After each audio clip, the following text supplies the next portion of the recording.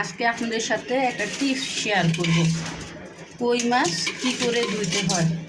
আমরা অনেকে কই মাছ ধোয়ার জন্য খাই না, বা কই মাছ কীভাবে ধুতে হয় যায় না। কই মাছগুলো এই যে ধারালো, এগুলো ধুলে হাত ছিলে যায়, পরবর্তীতে কাজ করতে কষ্ট হয়।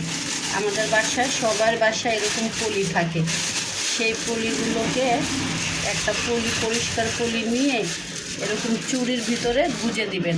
আর যাদের চুড়ি না থাকে তারা এইভাবে একটু পেঁচিয়ে এইভাবে ঢুকিয়ে দিবেন, তাহলে কি হবে, এটা খুলবে না। তারপরে এই যে আমি কই মাছগুলো কীভাবে দিচ্ছি, এইভাবে ধুলে আপনার হাত নষ্ট হবে না, হাতটা কেটে যাবে না, দেখবেন আপনার হাতও ভালো থাকবে, মাছটাও সুন্দর পরিষ্কার হয়ে যাবে। আমার টিপসটা যদি আপনাদের ভালো লাগে বাসায় একদিন ট্রাই করবেন। দেখেন আমার হাত কোনো কিছু হয় নাই, আর কই মাছগুলো নষ্ট হয়নি। এইভাবে ধুলে মাছও ভালো, আবার নিজের হাতও কত ভালো, হাত কখনো আর কেটে ছিঁড়ে যায় না।